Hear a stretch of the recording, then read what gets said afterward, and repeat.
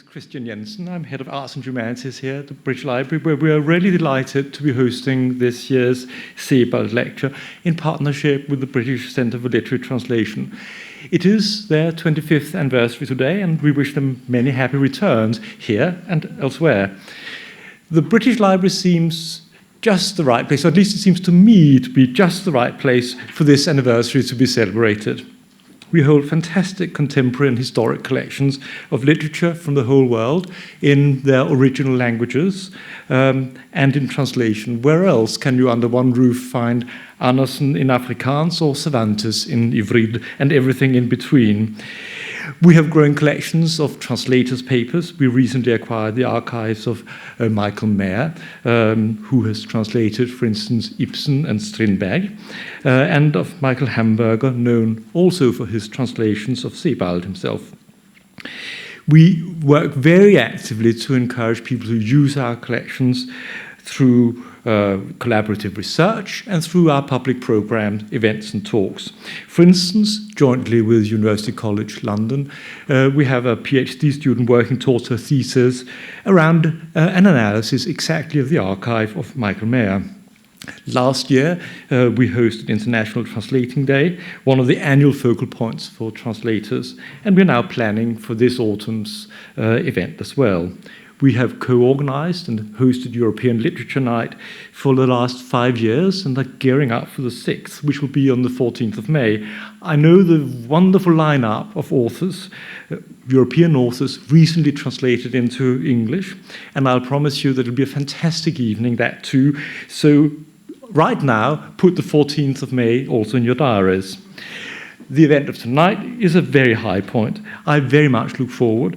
So I will immediately hand over to Naomi Alderman, brilliant young author, who's also of the British Centre for Literary Translations, who'll chair tonight's Sebald Lecture of 2014. Thank you very much. But I might as well. I think everybody else is going to do that. Hello, lovely to be here.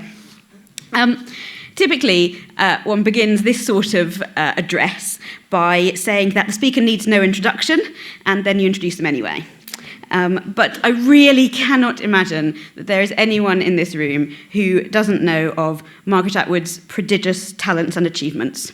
Author of over 40 books translated into, I believe, 44 languages. Yes? Winner of numerous prizes, campaigner on a variety of social and environmental issues. I believe it might be more unusual and fun for Margaret to meet people who don't know who she is than people who do. The Sebald Lecture tonight, named for W.J. Sebald, who founded the British Centre for Literary Translation 25 years ago this year. In the fashion of translators everywhere, the BCLT are both tireless and self-effacing. But this is my opportunity to express what incredible work they do in promoting translation, in helping and encouraging young translators, and in supporting literary translation projects.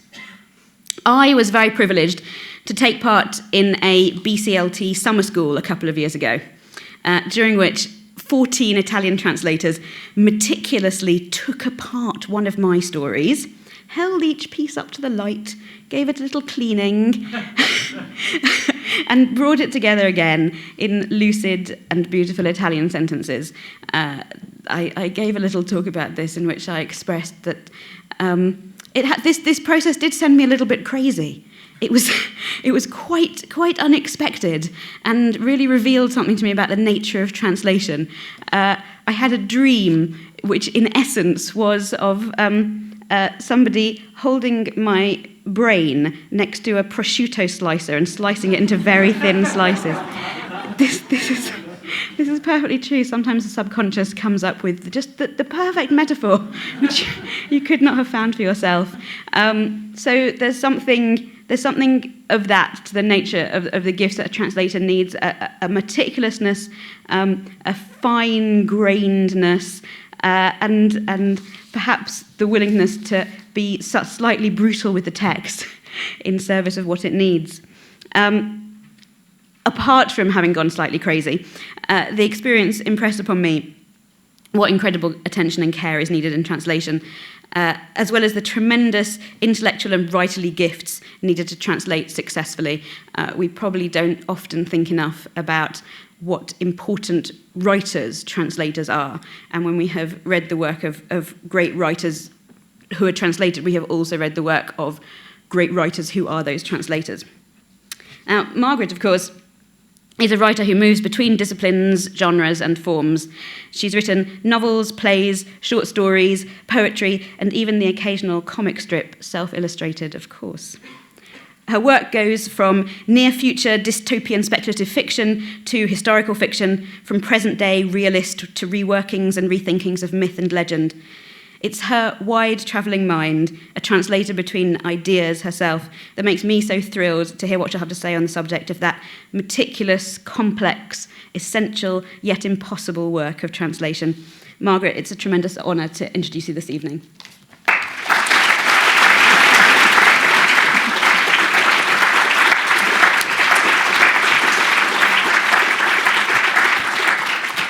Thank you very much. I told Naomi that she was not allowed to sit up on the stage while I was doing this because she would make faces, whether she wanted to or not. I'm delighted to have been invited to give this talk, which is in honor of W.G. Sebald, a writer much admired and missed by all who followed his work. I'm also very pleased to be one of the UNESCO City of Literature visiting professors at the University of East Anglia, where Sebald taught. Once upon a time, I knew not only kindly pipe-smoking Malcolm Bradbury, founder of the MA in writing at that university, but also Angela Carter, the insightful blue fairy of the writing world, and the brilliant literary critic Lorna Sage. So, two absent friends. W.G. Sebald must be accounted one of the essential writers of the 20th century. Among other things, he disrupted the novel as a form, mixing fact with invention and going so far as to make up quotations. His approach is peripatetic, the forms that emerge having something to do with Menippean satire, something to do with what Northrop Frye called the anatomy, and something to do with the meditation. As he to the novel, so I to the lecture. The namesake of this lecture entitles me, I feel, to emulate him and to be just as peripatetic and serendipitous and diversionary and odd as Sebald was himself. Sebald was interested in that charming 17th century Norwich writer and physician Sir Thomas Browne, an eloquent statue of whom broods pensively over the pulled pork and smoked haddock and tip-top sausages in the Norwich market. And here I will insert my first diversion.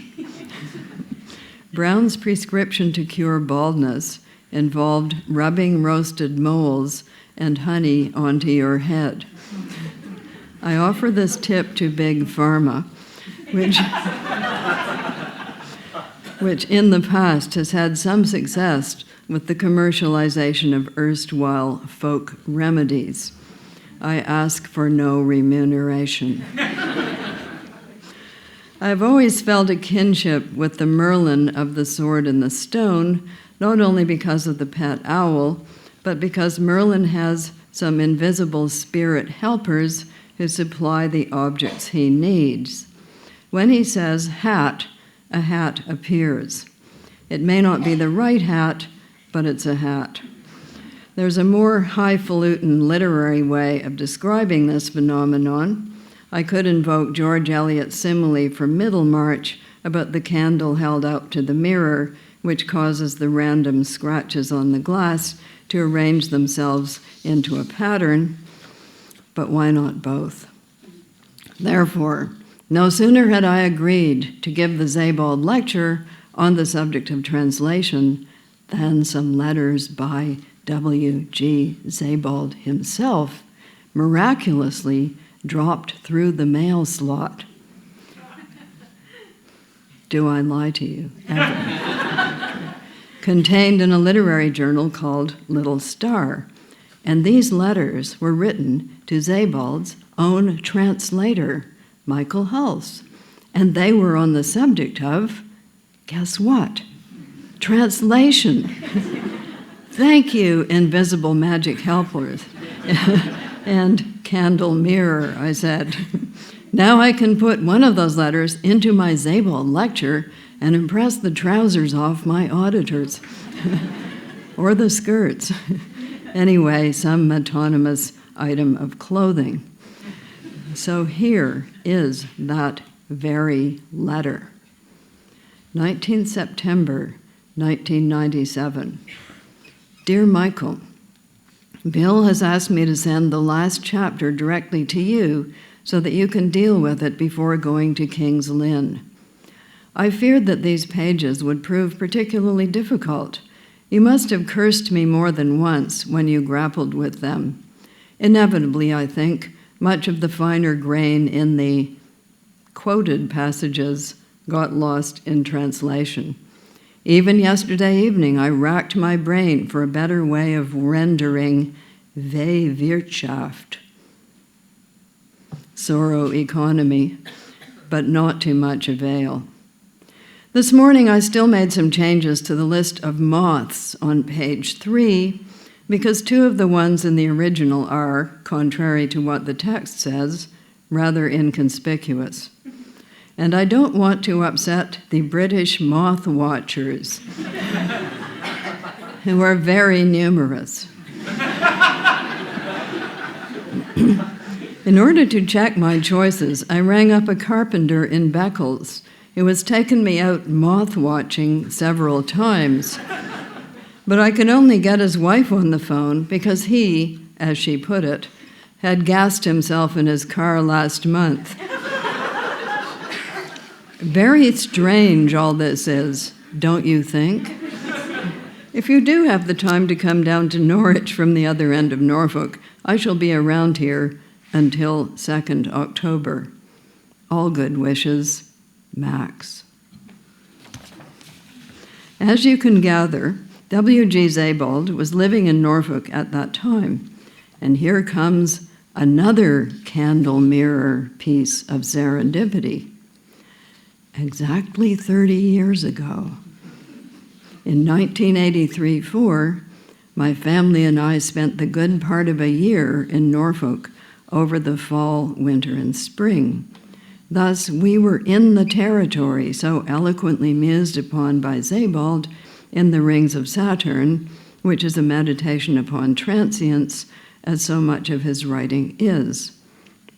We were staying in Blakeney, once a large port, as testified by the imposing 15th century Church of St. Nicholas, but now much smaller and fronted by tidal flats.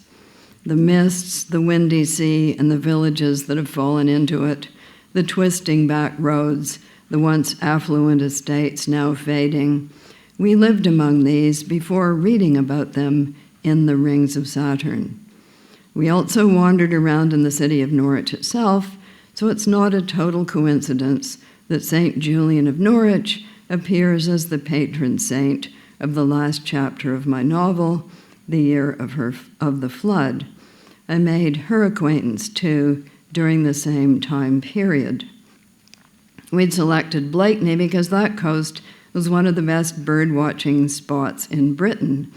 The gales from Siberia blew many a rare species over to the salt marshes and tidal flats along the coast. Our other project was to do some writing.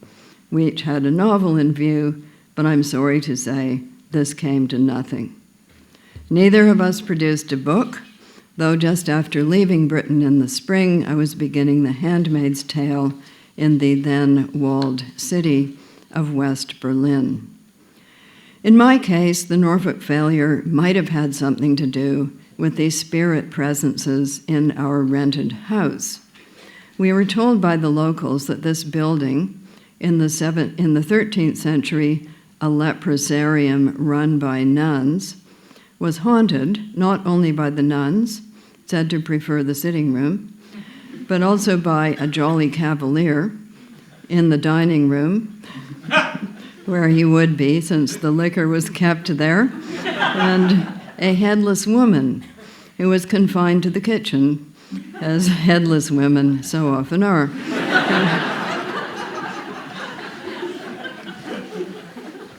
We questioned our landlord, a vicar who lived in London. He laughed heartily. "Ho, ho, ho. You've been listening to the locals," he said. Then, with a piercing look, "Have you seen them?" He dismissed the headless woman. She had been glimpsed once only by an American female in search of her roots and determined to uncover at least one headless woman, no matter how many glasses of sherry it took. He was agnostic on the subject of the nuns, though clearly interested. His mother had seen at least one. We didn't go into the Jolly Cavalier, though we ran into him one evening. He turned out to be a stray reveler from the pub next door who'd wandered outside for reasons that Jolly Cavaliers do and had got confused on the way back. So all this spirit life might have been interfering with my creational wavelengths, including the severe blockage that I found myself experiencing, or it might have had other causes inducing the severe blockage. During the days, I was supposed to be writing in a cobblestone fisherman's cottage using a manual typewriter on which the L got stuck every time it was hit. This leads to an avoidance of words with L in them, which can be inhibiting. Possibly I could give my sexy male lead a distinguished lisp. "I love you."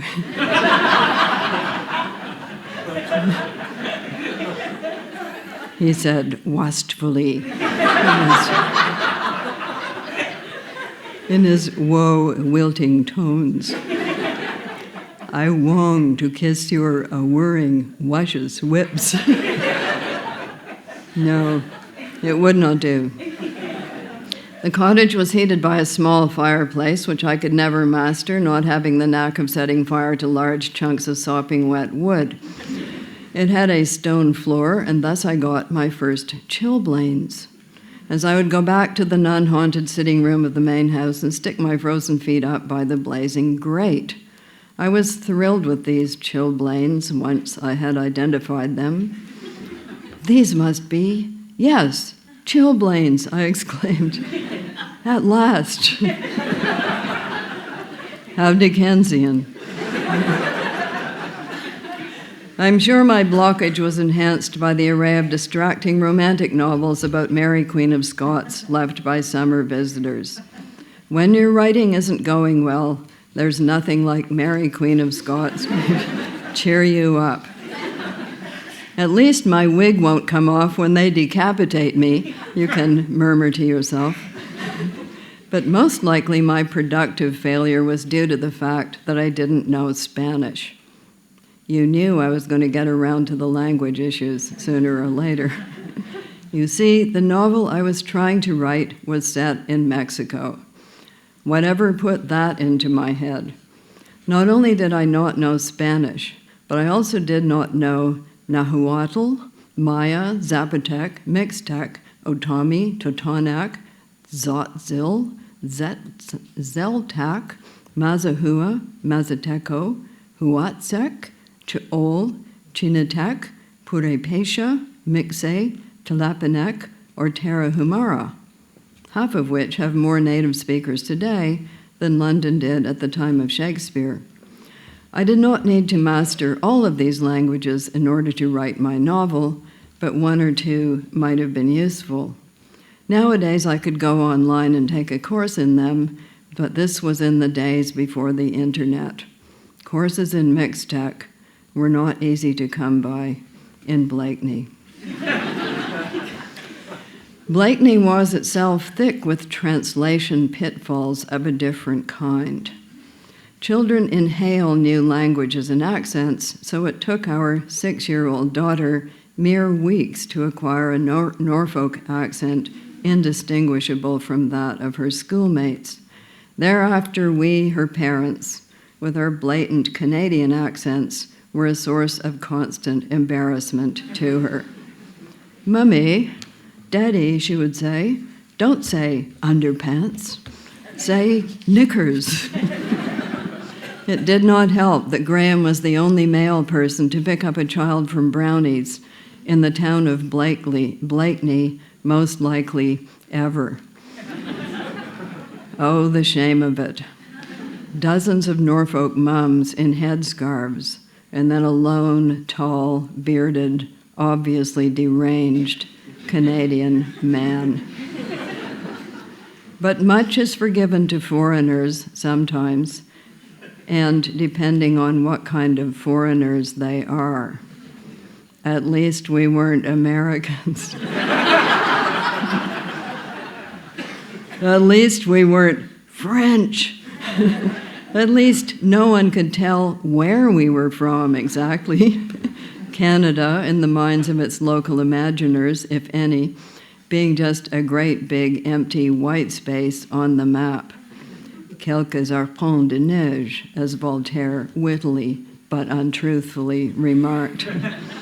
He left out the quelques arpents de castor. He left out the beavers. Better still, in the land of carefully calibrated accents, no one could tell what social class we were from, if any. So therefore, we could talk in a friendly manner with everyone in the village without being rebuffed, which we did.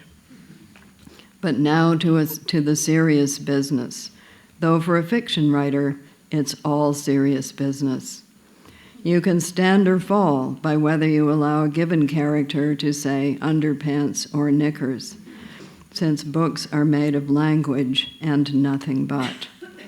"What do you read, my lord?" asks Polonius, to which Hamlet replies accurately, "Words, words, words." That's all we poor laborers in the verbal salt mines have to work with, words. There's no soundtrack or visuals except the ones in the reader's head. Thus, words in all their rich variety are of primary importance to us. It's not only what you say, the plot, the descriptions, the characters, but how you say it. Voice and tone, the rank and culture of origin and generation of the speaker, who is talking to whom. In Japanese, you can't even say, "delighted to meet you," without knowing whether the other one's position is higher than yours, at the same level, or lower. You have the option, too, of slang or formal speech, with many gradations of each. Then there's the matter of the historical period. Hilary Mantel realized correctly that to have Thomas Cromwell speak Elizabethan English would render her books absurd. But how should he speak? Too much contemporary slang would date him just as surely as a slew of prithies and damsels and bodkins, all of which may be influenced by whether or not the character is, for instance, a Mohican, as in The Last of the Mohicans, or a rabbit, as in Watership Down, or a pig, as in Charlotte's Web, or a hobbit, or an orc, these have poor grammar, or an elf, a superior sort of person, or a horse, or a wolf, or a vampire, or, as in the case of The Last of the Curlews, a curlew. There are many possibilities. The choices that bedevil the writer bedevil the translator 10 times over, with, in addition, weighty responsibilities of many other kinds. Whether a reader in another language will grasp anything at all about an author's work is dependent on the translator alone. His or her task is to produce a text that is accurate, or accurate enough, but also one that is readable in the language of translation, and in addition is engaging, funny, heart-wrenching, and so forth in all the right places. This kind of double-headed trapeze act is a lot to expect of any human brain. When a writer is having a bad day, he or she can murmur, not only at least I'm not Mary Queen of Scots, but also at least I don't have to translate my own freaking books. I am doubly grateful that I don't have to translate my own freaking books, because I realize I'm sometimes a bit of a nightmare for my translators. I'll take out the sometimes. I am always a bit of a nightmare for my translators. I make puns, almost impossible to translate, and jokes, difficult, and also I create neologisms, especially in the realm of genetically engineered species and imagined consumer products. How much better for the translator if I would stick to a kind of stately, standardized English with an emphasis on murders. Plot-driven books are the easiest to translate, I'm told, though even in that realm there are hazards. The French translations of that quintessentially American writer, Raymond Chandler, make his Los Angeles sound oddly like the seedier parts of Paris, inhabited by, for instance, Inspector Maigret, except that in the latter city it rains a lot. But what is the alternative for a translator? Do you want a seamless translation that makes the reader feel the book was written in the second language? The totally bilingual writer Mavis Gallant has said that you can tell a good translation by reading a passage in the first language and then switching to the second, and if you don't notice a difference, then it's excellent. Or do you want to include some colorful phrases in the original language to signal that we are, in fact, in a very different culture and place? Does Chingachgook invite you into his wigwam or into his pointed tent? Does he kill you with a tomahawk or with a small hand axe suitable for splitting kindling? Do you translate the Norwegian getost or brunost as really stinky brown caramelized goat cheese, or simply as brown cheese, or do you retain the original word for flavor? The Ojibwe word orenda, as in Joseph Boyden's novel of the same name, takes a paragraph in English to explain it. Roughly, spiritual magical force believed to be present in all people and objects, but especially strong in shamans. Do you translate this word within the body of the novel, or do you keep it as is and add a glossary at the back? Such questions keep translators awake at nights. I recently spent a couple of weeks at the Banff Center during their annual literary translators session. Translators are paired with the authors of the texts on which they are working. My twin was a very bright young man from Egypt who was translating the Penelopiad, or the Penelopiad, or the Penelopiad. That'll teach me to make up words. Into Arabic. He had a list of words for me.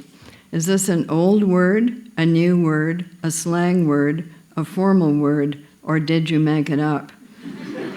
He would ask. It all mattered.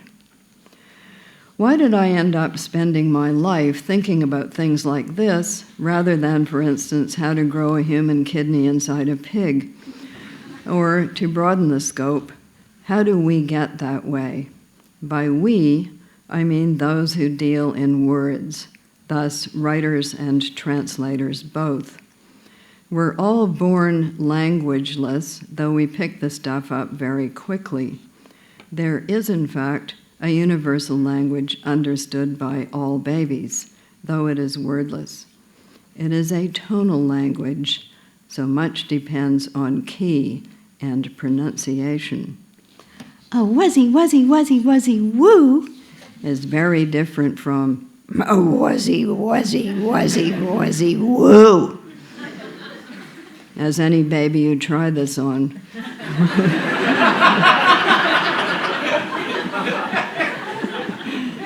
will quickly let you know.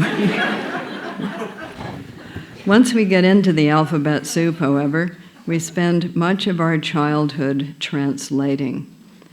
What does that mean? What about this?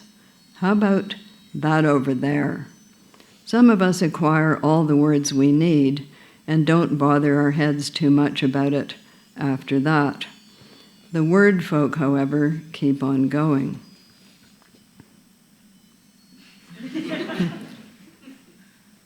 Some of us learn how to turn up our phones. Others, never mind. Straight as the gate, many are the twisted roads, obscure the motivations, dire the dangers, fortunate the happenstances, though demanding the apprenticeships, and numerous the crumpled holograph pages that lead eventually to the fabled kingdom of paper delicacies, or these days to the land of digital delights as well.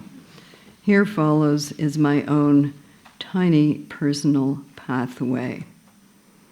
I spent my early childhood, which coincided with the years of World War II, in a remote part of the northwest Quebec bush.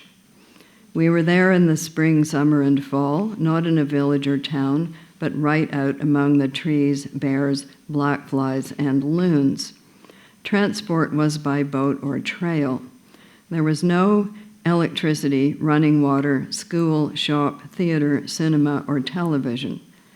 There wasn't any television anyway. There was a rudimentary radio on which we could occasionally hear either very distant French, it being Quebec, or over the short wave, oddly enough, Russia. In the winter, we lived in the city of Ottawa, where there was better reception, and what we heard on the radio there was, among other things, this. Wee-oo, bong, bong, bong, bong, bong, bong, bong, bong, bong, bong, bong, bong, bong, bong, bong, bong, bong, bong. Bong, bong, bong, bong, bong. This is London calling North America. Here is the BBC News. Child's unasked question. Why did they talk like that? Also, what was London? And even harder to answer, what was the BBC? Question that's coming round again. But also coming over the radio were things like maresy dotes and dozy dotes and little lambsy divey, a kiddly divey too, wooden shoe. Or else, chicory chick, chilla chilla, chackalaromi, in a banana kabolica wallika, can't you see? Chicory chick is me. What languages were those in? The child listener well might wonder, or the adult listener, as far as that went. The first one was a puzzle which could be deciphered. The second was nonsense. How early in life children grasp the fact that some words are just plain silly. That's why they appreciate Edward Lear. He goes, the dong with the luminous nose. Why did I love the dong, but hate Rudolph the red-nosed reindeer with a passionate loathing that persists to this day? Note to self, ponder more on this. Apart from the radio, and still in the realm of words without obvious meanings, there was, of course, Alice. 'Twas brillig and the slithy toves did gyre and gimble in the wave. All mimsy were the borogoves, and the mome raths outgrabe. Helpfully, some translation was provided in the text, though the translator was an egg. He was, however, an egg with the translator's determination. When I use a word, Humpty Dumpty said in rather a scornful tone, It means just what I choose it to mean, neither more nor less. The question is, said Alice, whether you can make words mean so many different things.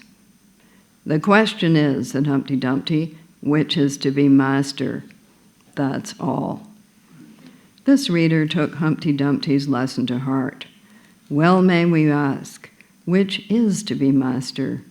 Do you, as a writer, expand the meanings of words, or are you merely their tool? Is your own language programming you like a computer, or are you wielding it like Prospero's magic charms, and is there in fact a difference?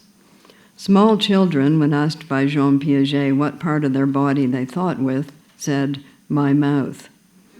Is thought possible without words?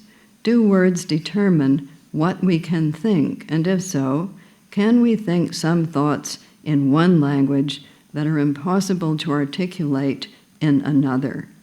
Could the promotional writing on artisanal salt packets from France ever be translated into English with the same lyrical effect?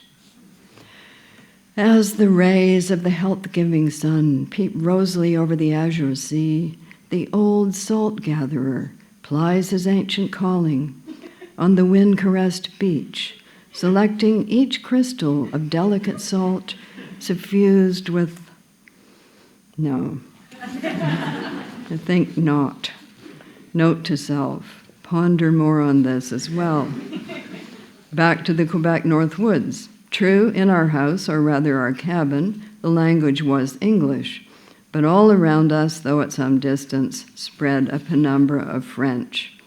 This was not French as the French understood it, but Québécois, which has its own accent and vocabulary and includes joual, the extreme vernacular.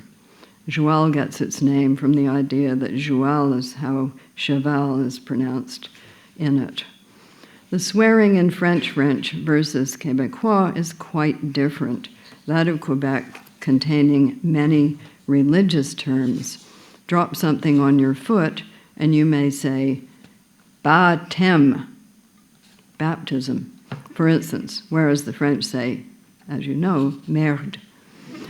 Our area was right on the Quebec-Ontario border, so in the nearby town, not nearby by English standards, let's say in the last outpost before we hit the woods, many people made do with franglais, a combo language understood by all, though somewhat limited.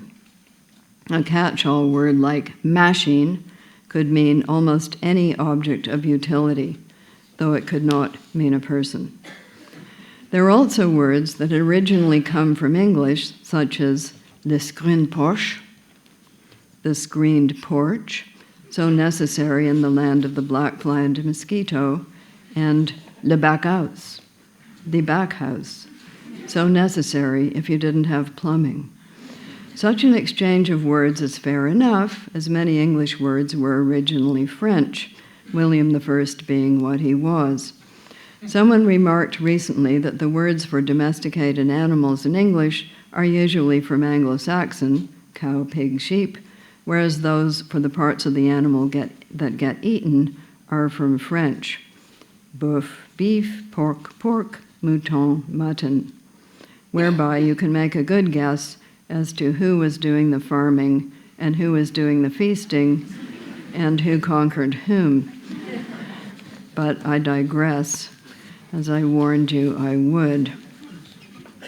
Among the earliest things I read in this northern borderland were signs in French. Petite vitesse, gardez la droite, on the narrow, precipitous roads, and in the post office made of squared timbers, défense du crachet sur le plancher. You're not supposed to spin on the floor. And wherever two or more might be gathered together, along with an ice box, buvez Coca-Cola glacée. The backs of cereal boxes were also instructive, being bilingual, and I spent much time trying to transcribe the French. Et les enfants, gagnez! The prizes you could win by collecting the box tops were the same in both languages, but they sounded more glamorous in French, as things do, such as artisanal salt. What were the effects on me of this early non-immersion? Non, because there was no one to translate for me. It signaled to me that there was at least one other linguistic universe in which things that were opaque to me were self-evident to others. One of the motives for writing is surely that the writer, him or herself, is in search of the answers to various mysteries that might perhaps be discovered through the act of writing. Without surprises for the writer, less joy for the reader. Or so I fondly believe, which is one of my reasons for not making outlines in advance, the other being mental disorganization. I was an early reader, there being few other things to do in the woods when it was raining. Luckily, there were a lot of books in our small abode, although not many of them were for children. However, the devil finds books for idle eyes to read, which is why I read all of those Dell murder mysteries at far too tender an age. Helpful warning: beware of blondes in red night dresses.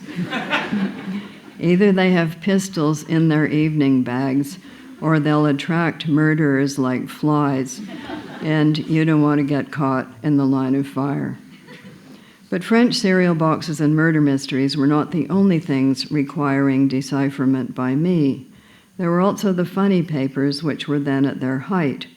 The characters in them said, "Wow," and "hain't," if hillbillies, or "What's up," if the Cats and Jammer kids, with Germanish accents, and various other strange things. Many of them swore in punctuation marks. You were supposed to add the actual swearing yourself, but ours was a non-swearing household. At the worst, my mother might say, "Dad ratted," or "she gave him Hail Columbia." So I could see the swearing in the comics, right there on the page, but I couldn't hear it. A swearing vocabulary is now essential to a translator, there being so much of it in writing of the present age, but such was not the case then. Though swearing was forbidden, gags we would now think of as racist and misogynist were thick upon the page, and nobody gave them a passing thought. Then there was sex. Lady Chatterley's lover was not permitted in the United States until 1959, 1960 in Canada. We're culturally backward.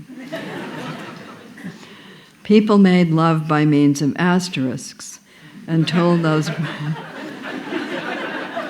watershed court decisions. And then they were won, ... The text would say. She was strangled, but had not been interfered with. Was an intriguing newspaper euphemism. "Mum, what does this mean?" "I'm busy, ask me later."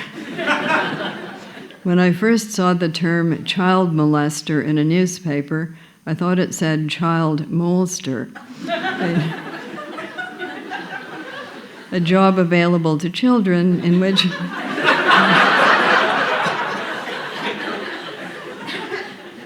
they would be paid for collecting moles. This isn't quite as stupid as it sounds. I'd seen people collecting worms. Now that we know about Sir Thomas Browne's recipe, we have an idea what those moles are. Other sources of puzzling words were the science fiction magazines of the times.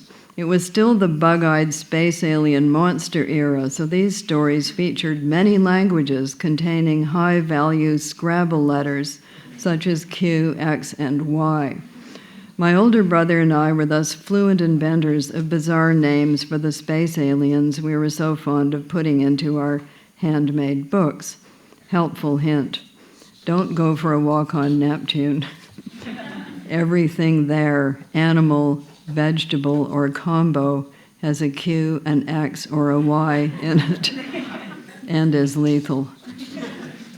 Thus already preloaded, as it were, with burbled scrambled eggs, and not incidentally well primed to be a coiner of neologisms later in life, I entered my adolescent years.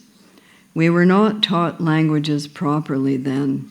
There were no language labs. It was all written work. And we had no access to the vocabularies of swearing or sex. Think how much more interesting French would have been with a few choice Madame Bovary excerpts, or Latin with a sampling of the more outrageous epigrams of Martial. But it was not to be. Caesar droned on about himself in the third person, conquering this, overthrowing that, while we drew arms on the Venus de Milo in the textbook. And in French class, the pen of my aunt rested inexorably on the desk in the past perfect, and the future perfect. We were taught Latin by an Indian man from Trinidad and French by a woman from Poland. This was post-war. German was taught at lunch hour by a flustered Bulgarian. We'd sit there munching our cheese sandwiches while the unfortunate woman waxed lyrical or over the dative. Then it was on to university, where Anglo-Saxon and Middle English were added to the list of things that needed to be translated by me. What practical use were the languages I learned then? Some, although the first time I went to France, I found I could ask neither for a coffee nor for a bathroom, these not having been mentioned by Racine.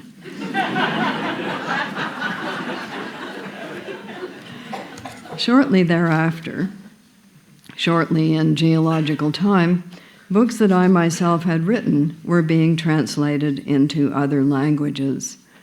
One of the first to tackle the job was Gallimard in France, whereupon a fight broke out between the French end of things and the Quebec one. My book was set in those very same Quebec Northwoods of which I have spoken, so local word choice was a matter of pride for the Quebecois distributor. "This must not be so French," he said. "Abitibi is not the Bois de Boulogne." But of the alternative phrases he suggested, the French said, "Mais, c'est pas français," which is what my high school Polish French teacher used to say about my compositions. And so it goes. Many have been my adventures with my translators over the years. Is this funny, or is it not funny? I have been asked.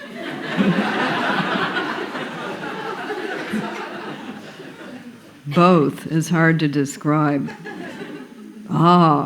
It is the Anglo-Saxon humor, they have been known to say, meaning dark, I do believe. What is granola? My first Chinese translator asked. What is a smile button? And if they did not know what granola was, what else might they not have known without knowing that they did not know it? It would be exciting to live in Ursula K. Le Guin's future world, where an Ansible translates immediately for you as you roam from galaxy to galaxy, experiencing new languages and brand new ways of experiencing reality. That was bad. Bad. Learning new languages, encountering new languages. A language that's heavy on the nouns, like English, has trouble with languages that are slanted more towards gerunds. Do we live in a world of solid objects or in one of process? What do you think? Or rather, how do you say? We're here on this earth. We don't have Ansibles. Instead, we have translators. Better, because unlike machines, they can appreciate nuance and they can create individual interpretations. It's been my privilege to work with some excellent translators over the years.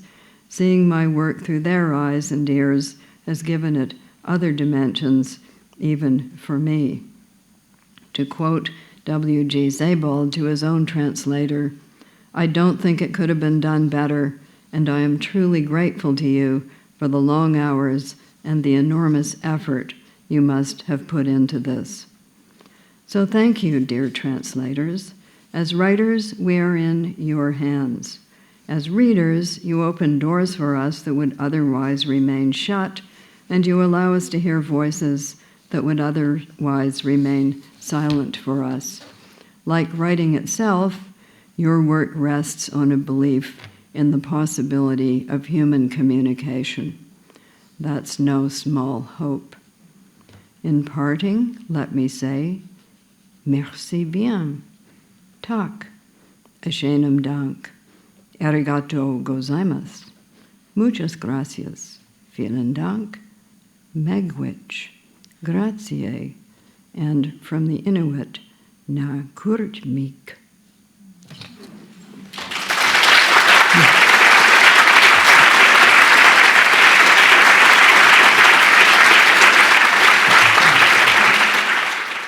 Continuing to clap whilst I do some shuffling of glasses here. That was wonderful. Thank you so much. So I've got a couple of questions, and I think we're going to open the floor to questions, so all have them ready. I wanted to ask something I don't think I know about you, which is, do you think if there were a language you could magically acquire, what would you want? I would want... do we need that thing? Oh, we might need that thing. Can we take that thing off, or do we need another thing? A microphone.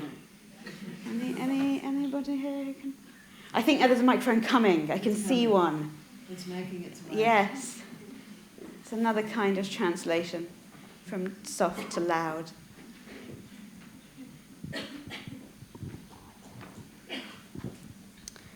Fab. There. There. There. You can pass it back and forth. Oh, there. and it's okay. I've got one. I've got one here. Yeah, I've got one on me. You're so loud and I'm not. Yeah. It's not just All right. personality. It's because I sneered upon the microphone. Oh. That's why. Yes. I sneered upon the lapel mic. So the question was, if I could have another language, which one would I want? Yes. Is there one that you long I think for? I would want one that's very, very different in the way it's put together from English. Mm-hmm. So in those European languages that we got taught at school, they're kind of in the same.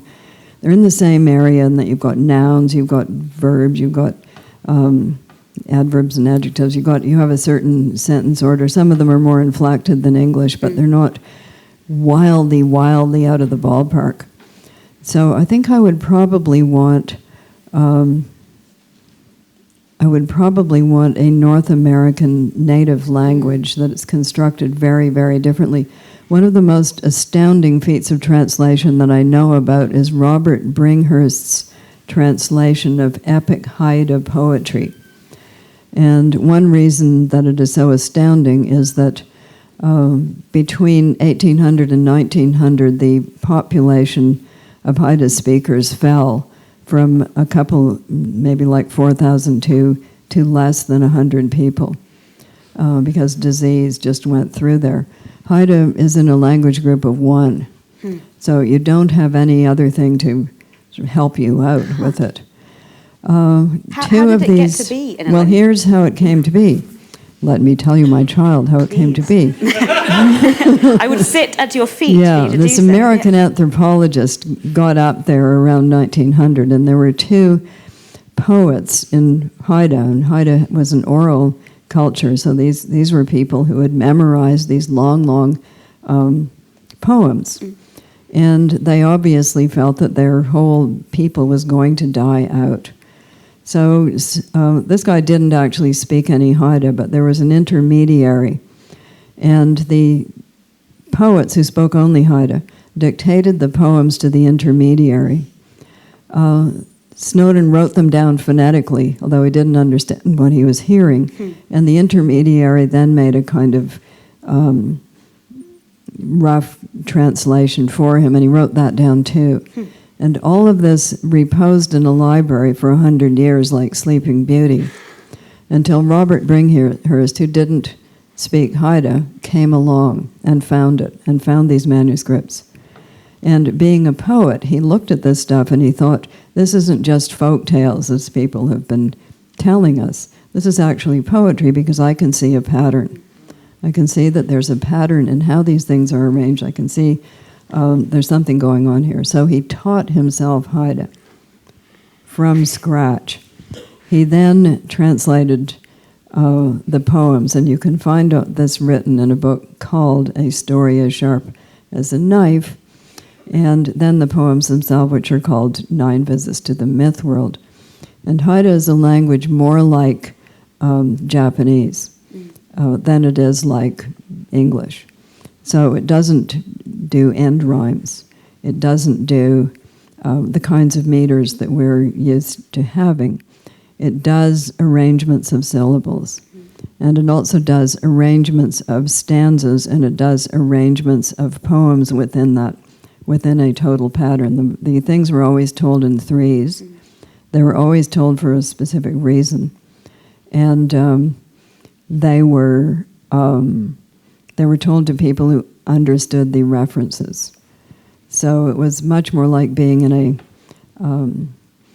a medieval society before there was writing. There were a lot of visual clues. There were a lot of things that were understood by people. So if somebody appears carrying a staff that's got red and blue on it, you know they're a supernatural being.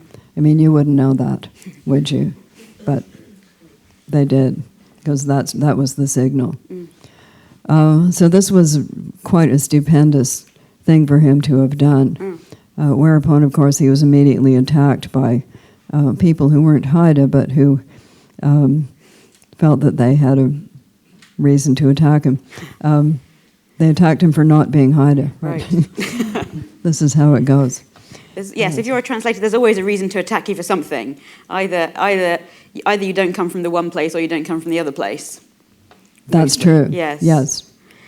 On the other hand, there was considerable reason to thank him very much, because without him, those things would still be lurking in a library and unseen by anybody. Yeah, that sort of thing is just astonishing. I mean, it sort of makes me think about how you grew up, as you were telling us, with 2 different languages around you, and I wonder if you think that, and actually I did too, and I wonder if you think it's sort of, to me it feels like it makes you call into question a little bit the culture that you come from, just to be aware of this other world. It sort of makes a little fracture in the world that you're sort of within. I don't know. I didn't need a lot of help in that department anyway. Yes, true. I didn't understand broadloom either, but it's a kind of carpet. We didn't have that in the woods. Oh, right, No. yes, broadloom. No. I don't know anything about vacuum carpet. cleaners. They were already pretty weird. Things disappeared, Just went into them. Flush toilets. We didn't have that in the woods. Where do those things go? Mom. I'm busy. There's something, isn't there, about all writing is an act of translation, because none of us have the same interior of our head to everybody else. We just have to somehow manage to make something that kind of connects one person to the next. You want me to ask a question now, rather than just saying something? Is that your Lego theory of writing? Now, before I open it up, I was going to say that you promised me when we were talking about this that we would be able to talk about what languages have the best swear words in them. Yes. Yes, I said that, and you can see, children are so naughty anyway, they love to know these things. There is a journal that you can now get online, which is called Maledicta, and it is a serious academic journal devoted to swearing. And you can read many an excellent thing on it, which I won't go into now, but according to one person, somebody said, how do they know this? I said, they counted. It's an academic, it's a serious, It's a very serious Apparently it is Hungarian, according to this expert. That has the most swear words? The most. Why do they have a theory about what makes Hungarians so sweary? They're quite crabby too. It might have something to do with that. There's quite a funny book written by a Hungarian who moved to Australia called How to Be Australian. And he says, at a time of the day when a Hungarian man might be considering killing himself, instead when he's getting up in the morning whistling a merry tune. Yes, so I don't know why, but I do know because I asked one of my Hungarian friends, and she said that the very, very worst things that you could say in Hungarian swearing would contain a horse, the pox, and your mother. In some combination. Yes. That would not be a good combination for anyone in any circumstances, really. I don't think so. No, especially the pox. The other two you can probably live with. Yes, I wish that I had. I mean, there are a lot of things you wish you had in high school, and one of them would have been a language lab or some feature or something that would link the language you were learning to some form of real life. That you could actually go into a shop and buy something, or you could say good morning to someone, or something like that. We did a lot of literary translation, and I'm not sorry about that, but a lot of those words were not ones that you would use in ordinary conversation. My sister-in-law took a course in learning Italian through opera. And the theory was that you would listen to all of these wonderful opera arias and you would acquire a vocabulary thereby. Nobody told her that this vocabulary was somewhat archaic and also quite committing suicide with flowery. Yes, well, and then she found that her son, a physicist, had married another physicist who was in fact Italian. So she was going to go over to Italy and use her vocabulary amongst the in-laws. So she found that there wasn't really very much she could say to them. But she did manage to say, using from Il Trovatore, a few choice words, and substituting the word chicken for mother-in-law. Is that your chicken burning at the stake? Looked at her oddly. And then someone asked her what her hobbies were. Well, her hobby is taking pictures of butterflies and putting them in albums. But what she managed to say, because the word for butterfly and the word for pimp are quite similar, she managed to say, my hobby is taking photographs of pimps, which I put into an album. Which I'm not sure they really have got that sorted out yet. But these are the pitfalls that you find yourself falling into, and it does give you nightmares because you wonder what you yourself may have said in some language you were trying to speak, but you don't know you said that. I think one of the favorite ones in French is when they ask you in a restaurant, essentially, you want to say to the waiter, I've finished eating, and you say, je suis fini, which means basically, I'm dead. But I think my favorite one that I heard was when we were there, we met a person who was from Canada, and this was in the early 90s, before the French had health food stores. They hadn't gotten onto that. They didn't know about peanut butter yet, except by rumor. Dégueulasse.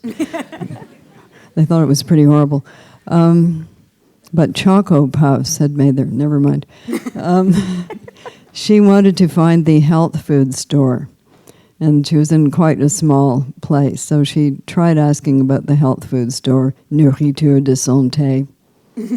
No. So she thought, I know, what I want is sort of organic food that doesn't have preservatives in it. So, so she said, où est-ce que je peux trouver de nourriture sans préservatif? They looked at her and said, no, pas possible. Because what she'd actually asked is, where can I find some food without any condoms in it? this is not something they had. Pas possible. There isn't any width either. So, yes, I suppose you've heard, everybody knows, I suppose, about what poor old President Kennedy said when he went to the Berlin airlift. Yes. He told them he was a donut. A jelly donut. A jelly donut. Yes. Rather similarly, if like me, you learned Hebrew until you were 11 years old and then did not learn it subsequently, you might make the following error, which is that there are two words in Hebrew for finishing. You may already see where this is going. There's one that sort of means I'm finished, and the other one means I'm completed. And what I did not know when I went to Israel as an adult is that there's a word gamarti, which means I've finished, and siyamti, which means I've completed it, and gamarti, which is the one that you learn to use in primary school, means I have finished my orgasm. So they're not saying this on the street to each other anymore. So if somebody says to you, "How was your TV program?" and you say, "Oh, I finished it," Gamarti. There are so many, and like I really did get a number of funny looks. How was your meal, Gamarti? I finished. Are you done with your meal, Gamarti? Yeah. Okay. How exactly scatological can we get around here? Oh, any sensitive people in the audience? No. All right. So my Canadian friend was living in Japan, and she acquired a dog, which was her great friend, and she named it Chimo, which in one of the native Canadian languages means friend. So she would run along the street, and this dog would run along after her, and she would go, "Here, Chimo, here, Chimo." And people started giving her odd looks. And finally, somebody who was a friend of hers and felt she should know, although there was great reluctance, of course, to tell anybody that they're making a mistake, confided to her that what she was really saying was, "Here, pubic hair."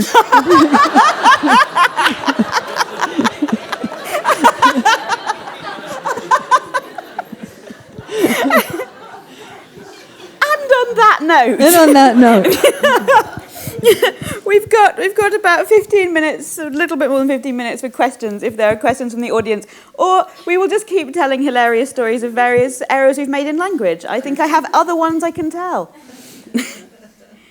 Whilst we're waiting, I can tell you that the word in Hebrew for enough is die, which when as a small child, I had lived in Israel and then came back to England. And it's true I was being a little bit hostile to my friend's mother by saying that she'd spoken enough now. But I think she was a bit upset that I ran up to her and started saying, die. Okay, there was a question over here.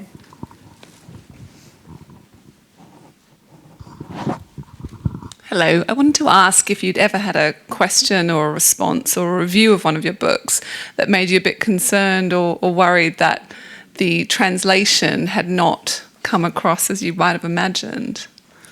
Well, you know perfectly well that in some countries they changed the text.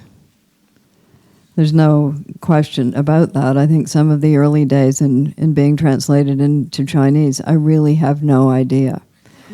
I don't really have any idea. And the only thing you can do is ask somebody who is a speaker of both languages what they think. And if they are an honest person, they will tell you. They sometimes have said, but it's not a very good translation. The German publisher took infinite pains and sent, on one occasion, sent a translation back because he didn't think it was good enough. But you really have to depend on people who are fluent speakers of their own language to tell you. But there isn't much you can do about it, really. I just reread Dr. Zhivago, which I hadn't really taken to the first time round, despite Julie Christie in the movie. But this new translation that has come out by the team, a team of translators. It's really quite gripping. It's a whole different experience for me. Another question? I'm looking. Oh, somebody down here. Translators, very reticent people. I've read about incidents where books have been translated between the different types of English, American English, British English, that kind of thing. And I just wondered what your thoughts were on that and whether you would permit it, because obviously a character saying, as you gave as an example, knickers instead of underpants might speak about the character rather than be a necessary translation for the reader. This is always going to be a juggling act, particularly between Quebecois and French, because the two of them are much more divergent than British English and American English and Canadian English, an intermediate form. A form all of its own. A form all of its own. Well, no, it's actually, we can do both. Yeah. You know? Yeah.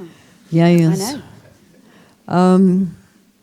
I think the more genre a book is, the more that's likely to happen, because I don't know. I actually don't have really a very good take on this, but I kind of feel that they might be more prone to doing that, to make it sort of fit in.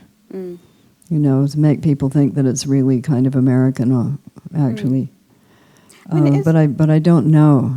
I don't know. I think people are getting a lot more grown up about that. I think they know there are these other countries. I shouldn't say people. I should say Americans. It was true that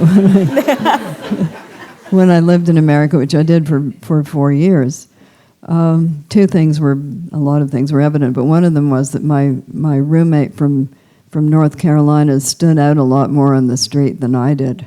People were always telling her that she was cute as a button and say it again.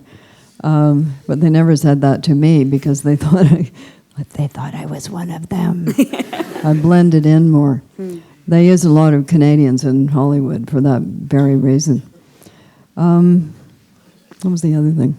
I don't know. People are getting more grown up about different cultures. Yeah. So they did, however, at that time, they didn't know where Canada was really.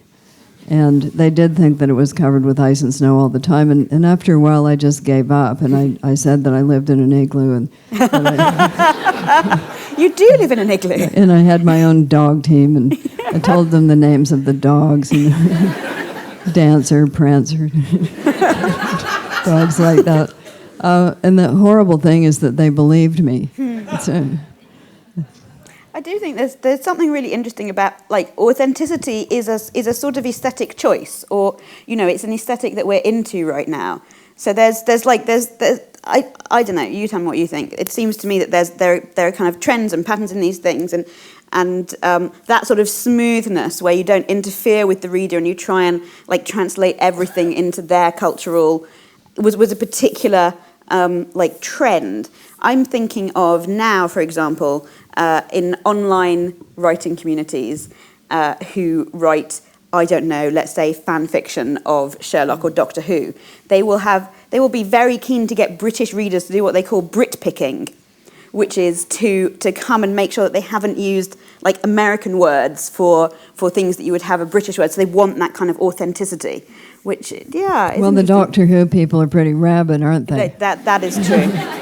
They're like the moth collectors. Actually, you don't want to alarm them. Yes. You don't want to stir them up. A question at the back there. We can't imagine Doctor Who as anything other than British. No. Well, we could imagine it, but it would not be a pleasant dream. No, a terrible nightmare. Hello. Hi. I wonder, do you give your translators any support in translating the neologisms? Or do you leave them to swim by themselves? No, they send me emails. Now that we've invented emails, they used to send me letters, on paper. So that took longer.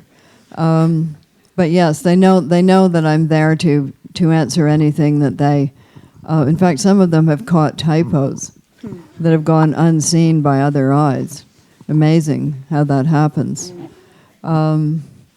Nobody is going to be reading your text more minutely than a translator. And if a mistake has been made and it seems wrong to them, they're going to ask you. So somebody submitting a text to me recently, they'd made the mistake of calling two characters by the same name. And I thought that they'd done it on purpose, and that the elevator operator actually was the assistant to the minister of and I thought, okay, so the elevator operator is a spy. They've put them in running the elevator so that this person can listen in on other people's conversations. And I had it all constructed in my mind how this was working. And so this is going to be a big surprise. The elevator operator is going to say, "Ha-ha! Little did you know." and then I got a note from her saying, I don't know how that happened. It was just so stupid. It's supposed to be a different name. But the translator would, of course, think it was the same person. And then there are all of these, there are languages in which there is no his and hers, as you know, Finnish being one. So you'll get a letter saying, all right, so can we put an item of clothing on the first page that will signal to us that this person, whose first name means nothing to us here in Finland, because we don't have that name, whether it's a boy or a girl. Or they will say, uncle, aunt, is this your brother's mother, your father's brother, your father's sister, your mother's brother, yeah. So they need to know which, because it's different words. Whereas for us, it's the same. So there are a lot of areas in there like that. We spend a certain amount of time in Japan and reading Japanese authors in translation, and one thing that is quite evident is that the Japanese have a lot of very specific words for textures, for shades, not just colors, but shades and textures, and emotions that are shaded and textured. So a word meaning silk bleached on the snow, of the texture of silk bleached on the snow. One word. So how do you translate that into English? English, on the other hand, is a very, very large language. It's huge. It has a huge number of words in it, partly because it's never been shy about soaking up words from other languages from everywhere and anywhere. You know, the kimono, toboggan, etc. They're just all considered English words now. And similarly, Latinate words, French derived words, Anglo-Saxon words, may all refer to the same thing, but they have different shades of tonality and feeling. So you'll get a letter from a translator saying, okay, so you can use this word and you can mean a couple of things at once, but we can't do that. So which? You know, which one do you primarily mean, or shall I do the translation indicating that the original contains more than one meaning, in which case I have to use more than one word. When you look at the translations of your books, they're often quite a lot thicker than the English is, because the translator has had to use more words to convey the meaning. How have they done with, for example, pigoons and chicky knobs? Pretty well. I can only speak of that in the French and the German, because I'm out of my depth with the Korean. So I can't actually tell you, but pretty well. Yeah. Oh, there's a question over here. Yeah. I was curious. You mentioned in the lecture how people swear in symbols in comics. Yes. How did the symbols sound? Did they sound different in French or in English? Or? No, they didn't sound like anything, because I had no words to put there. So they sounded, if anything, like a sort of noise. You know, rah, rah, rah, rah. More or less like that. But I didn't actually have some words to supply. Right. So in either language, it was just a kind of growly noise. You knew the person was mad because some large chunk of rock had just fallen on their head. But what were they saying? Yeah. I think when I used to read those things, I always imagined it as a car horn going. Yeah. Well, that's probably because you had TV. Probably, and I'd seen cartoons. You had kids' shows, which we didn't have at all. Yeah. Oh, there's somebody down the front. Is there ever a situation where you would refuse a translation to be done in some country where a regime was bad or some... Have you ever said no to a translation? Just in case anybody didn't hear that, the question was, yes. Have you ever refused for a translation to be done in a particular country? Is there a regime that you wouldn't want your books to be translated into that language? It's usually the other way around. They don't allow your books to be translated in their regime, which is why all the early the translations of The Handmaid's Tale into Spanish were in South America, because Franco was still in Spain, and they could not publish that book there. What astonishes me is that I've got some Iranian publishers. I don't know how they're faring. It's very odd, the kinds of spins that can be put on things. On the other hand, that book has been, quotes, excluded. I don't say banned, because banned for me is when you actually burn the book and you can't get a copy of it anywhere in the country. But it's certainly been excluded from a lot of schools in the United States. Oh, yes. How is it? What about Saudi Arabia? Arabic, yes. So once it's in Arabic, it's then going to be a question as to whether that particular government is going to let the book in or not. Saudi Arabia, I don't know. Dubai, not a problem. Egypt, not a problem. Can't tell you. Yes. Never been to Saudi Arabia. Yes, interesting. I wonder if anybody out there would know. I bet there would be. Question up here.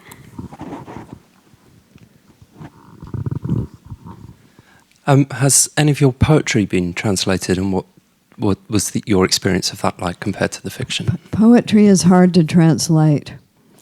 There's a sort of groan from translators around the room. Yeah, it is hard to translate. Yes, it has been translated, really fairly a lot. I've also participated in the following translation event that used to be held in France, although it was a guy from Quebec who set it up. And what he would do, he would select a certain number of Anglophone poets and a certain number of French ones, and then he would exchange their poetry. So he would send all the ones in English to the French, and he would send all the ones in French to the English. Now, some of these people weren't linguists, they were poets, but we all picked 3 poems that we thought we might fancy translating, and then we translated them. And then we went to the gathering of everybody, so all of the poets would come, and then we would have the translations of everybody read out in the presence of the author of the original.